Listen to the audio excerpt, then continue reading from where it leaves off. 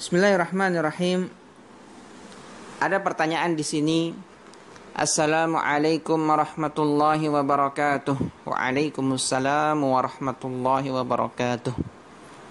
Apakah termasuk sunnah menghadapkan wajah ke arah khatib saat khutbah Jumat? Ma'syaral ahibbah, barakallahu fikum. Dalam hal ini Al-Imamul Bukhari berbicara khusus di dalam kitabnya Sahihul Bukhari dalam bab yang khusus.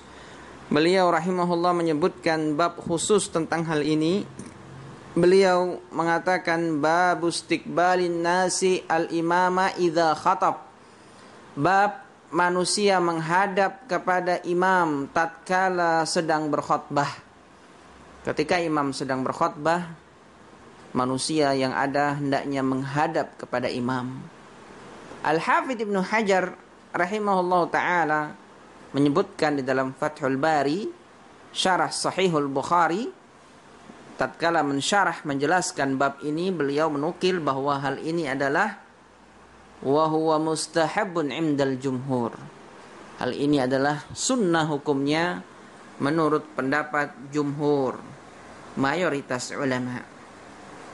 Al-Imamul Bukhari rahimahullah ta'ala berdalilkan dengan hadis Abu Sa'id Al-Khudri radhiyallahu ta'ala anhu. Dalil beliau tentang hal ini hadis Abu Sa'id Al-Khudri radhiyallahu ta'ala anhu. Jalasa dzata yaumin, bahwasanya beliau menceritakan bahwa Nabi SAW duduk pada suatu hari alal minbar, di atas mimbar. Wajalasna haulahu, dan kami pun, yakni para sahabat, duduk di sekitar beliau. Al-Hafidz Ibnu Hajar menerangkan sisi pengambilan dalil dari Al-Imamul Bukhari dalam sahihnya. Sisi pengambilan dalil dan yang dimaksud, yang diinginkan oleh Al-Imamul Bukhari dengan pembuatan bab dan membawakan hadis Abu Sa'id Al-Khudri radhiyallahu anhu di sini. Qala rahimahullah, Al-Hafidz Ibnu Hajar mengatakan, wa wajhud dilalati minhu, sisi pengambilan dalil dalam hal ini, anna julusahum haulahu, bahwasanya tatkala mereka duduk di sekitar Nabi sallallahu alaihi wasallam, lisama'i kalamihi, ingin mendengarkan ucapan Nabi sallallahu alaihi wasallam, yaqtadi nadharahum ilaihi ghaliban, hal itu mengharuskan mereka melihat kepada Nabi sallallahu alaihi wasallam secara umum. Ketika Nabi sallallahu alaihi wasallam mulai naik mimbar, para sahabat menghadap dan berkeliling di sekitar beliau. Maknanya adalah tentu mereka melakukan hal ini dengan melihat Nabi sallallahu alaihi wasallam. Tidak mungkin membelakangi Nabi sallallahu alaihi wasallam. Tentu hal ini mengharuskan yang demikian itu, sehingga hukum menghadap kepada imam tatkala khutbah adalah sunnah. Wallahu ta'ala a'lam bissawab. Apa hukumnya salat fardu di kendaraan jika tidak memungkinkan turun dari bus atau travel? Disebutkan di dalam hadis yang sahih, diriwayatkan oleh Al-Imamul Bukhari di dalam sahihnya dari sahabat Abdullah bin Umar radhiyallahu anhu, kana an-nabiy sallallahu alaihi wasallam yusalli fi safari ala rahilatihi. Dahulu Nabi sallallahu alaihi wasallam mengerjakan salat ketika safar di kendaraannya. Kebiasaan Nabi sallallahu alaihi wasallam mengerjakan salat ketika safar, ketika melakukan perjalanan di kendaraan. Haitsu tawajjahat bihi, dimanapun arah kendaraan tersebut, beliau sallallahu alaihi wasallam tetap melakukan salat kemanapun arahnya. Yumi'u ima'an, beliau memberikan isyarat dalam salatnya. Ketika itu yang beliau lakukan salatul lail, salat malam. Beliau sallallahu alaihi wasallam mengerjakan salat malam di kendaraan ketika safar. Subhanallah. Ini menunjukkan semangatnya Nabi sallallahu alaihi wasallam melakukan salat malam.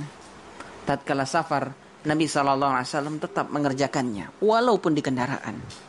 Subhanallah.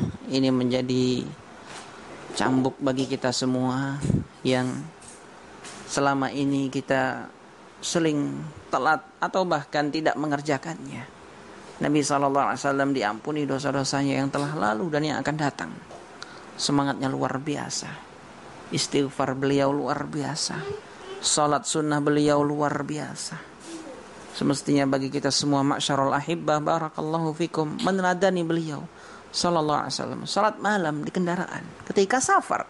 Safar ma'ruf, ketika seorang safar diketahui tubuh seseorang lemah, lesu, capek, letih, inginnya istirahat terus. Ini kebiasaan orang kalau safar. Tetapi Nabi SAW tetap semangat beribadah kepada Allah Subhanahu wa ta'ala sekalipun dalam keadaan safar. Beliau kerjakan salat sunnah ketika safar walaupun di kendaraan. Kemudian disebutkan di dalam hadis ini illal faraid, kecuali salat wajib. Nabi SAW tidak mengerjakan salat wajib di kendaraan. Wa yutiru ala rahilatihi, beliau pun melakukan salat witir di kendaraan. Menunjukkan salat witir bukan salat wajib. Kenapa? Karena Nabi SAW tidak pernah melakukan salat wajib di kendaraan. Hadis ini dikeluarkan oleh Al-Imam Al-Bukhari di dalam sahihnya nomor 1000.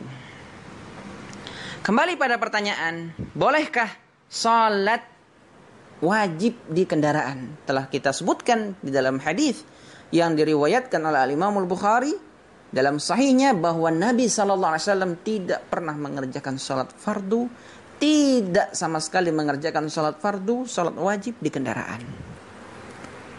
Oleh karena itu, tatkala seseorang mampu untuk turun, hendaknya dia turun salat di masjid-masjid pinggir jalan atau yang semisalnya, atau di tempat-tempat penginapan atau yang semisalnya. Jangan dia sholat wajib di kendaraan kalau mampu yang seperti ini. Tetapi yang namanya di kendaraan ini kita tidak bisa memastikan. Kalau seorang membawa mobil sendiri atau naik bus travel, berhenti di waktu-waktu yang memungkinkan kita untuk menjamak, ini ahsan, bagus. Tetapi kalau tidak memungkinkan untuk menjamak, seperti misalkan di waktu subuh kita naik bus travel atau yang semisalnya, tidak berhenti, kita sudah berusaha untuk berhenti tapi tidak mau. Apalah daya, kalau kita tidak mampu maka berarti bertakwa kepada Allah Subhanahu wa ta'ala sesuai dengan kemampuan kita. Allah Subhanahu wa ta'ala berfirman di dalam Al-Quran, fattaqullaha mastata'tum, bertakwalah kalian kepada Allah sesuai kemampuan. Allah Subhanahu wa ta'ala juga mengatakan dalam Al-Quran, la yukallifullahu nafsan illa wus'aha, tidaklah Allah Subhanahu wa ta'ala membebani jiwa kecuali sesuai kemampuannya. Nabi SAW mengatakan, idza amartukum bisyai'in fa'tu minhu mastata'tum, apabila aku perintahkan kalian dengan sesuatu, maka jalanilah sesuai kemampuan kalian. Berarti kalau kita tidak mampu untuk turun, kita bertakwa kepada Allah sesuai kemampuan. Salat di kendaraan sekalipun itu salat fardu, sekalipun itu salat wajib, kita lakukan di kendaraan. Kenapa? Karena kita tidak mampu, tidak bisa untuk turun karena kita di bawah kendali supir yang tidak memungkinkan untuk turun. Barakallahu fikum. Kemudian pertanyaan berikutnya,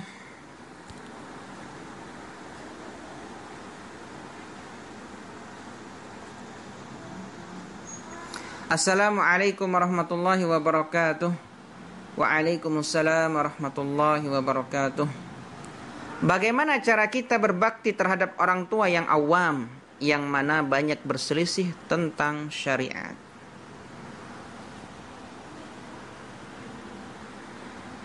Dalam hal ini hendaklah kita banyak-banyak mengalah dengan orang tua. Banyak-banyak mengalah dengan orang tua dalam hal-hal yang tidak ada urusannya dengan prinsip. Barakallahu fikum. Kita diperintahkan oleh Allah Subhanahu wa ta'ala untuk berbakti kepada mereka. untuk berbakti kepada mereka, sekalipun mereka awam, bahkan sekalipun mereka ahlul bid'ah, bahkan sekalipun mereka orang-orang kafir, tetap kita diperintahkan untuk berbakti kepada kedua orang tua. Tidak ada istilah boikot untuk kedua orang tua. Tidak boleh boikot untuk kedua orang tua, tidak boleh. Hajar tidak berlaku pada kedua orang tua.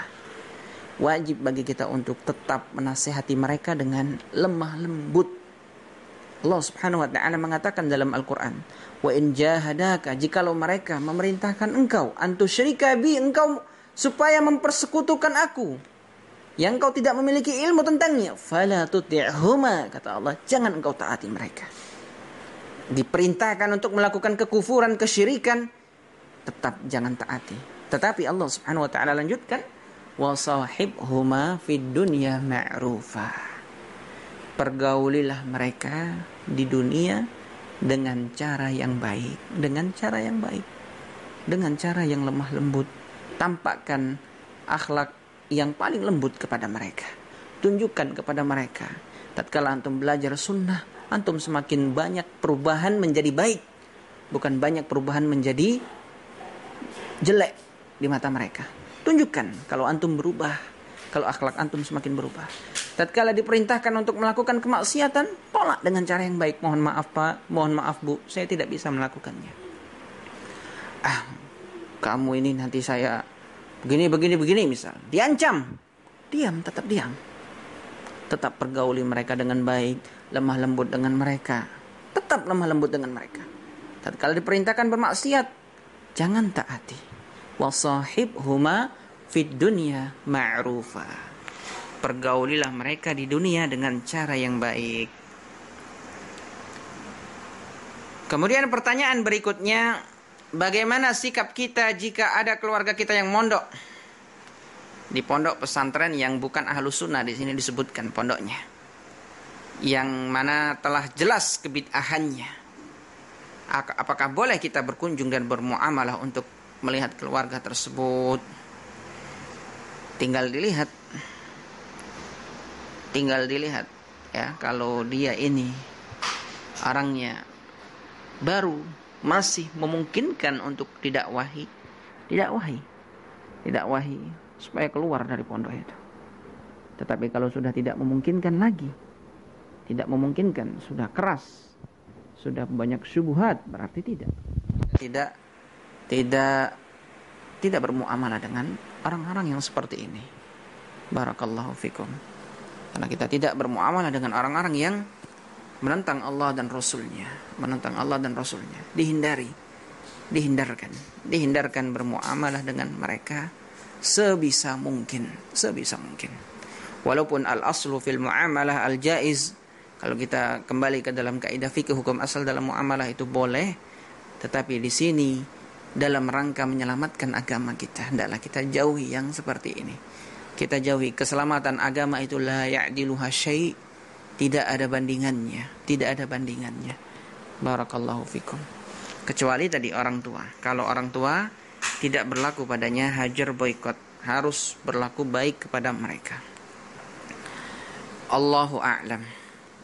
Apa yang dimaksud dengan al-wala wal bara?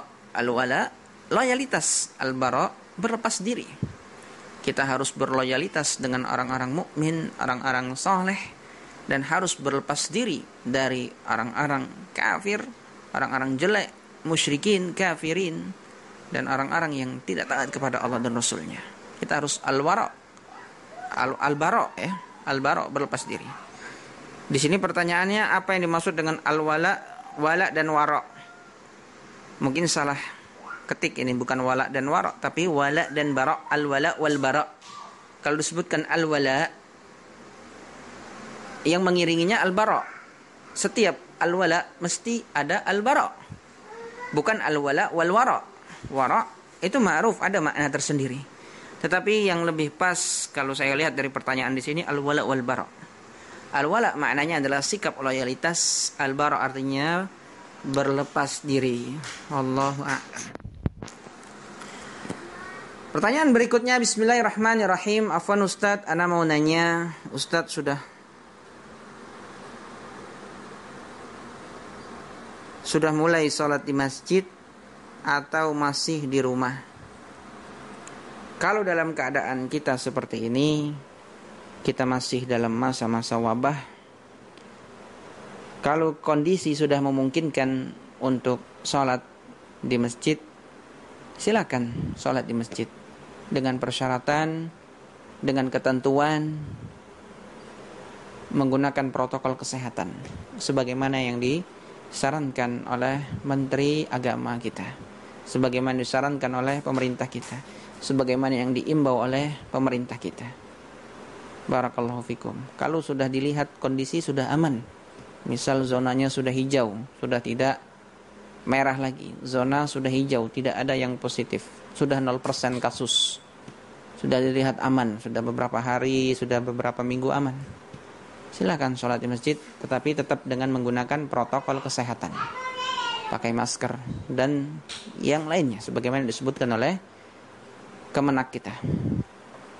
Tetapi tatkala muncul rasa kekhawatiran akan menular atau tertular, karena wabah ini belum selesai, di daerah-daerah lain yang masih merah masih ada, maka sebaiknya di rumah. Sebaiknya di rumah itu merupakan uzur seseorang untuk melakukan sholat berjamaah ke masjid. Ya, barakallahu fikum. Allahu a'lam bishawab. Ya, kita cukupkan sampai di sini. Subhanakallahumma bihamdik, asyhadu an la ilaha illa anta, astaghfiruka wa atubu ilaik. Wassalamualaikum warahmatullahi wabarakatuh.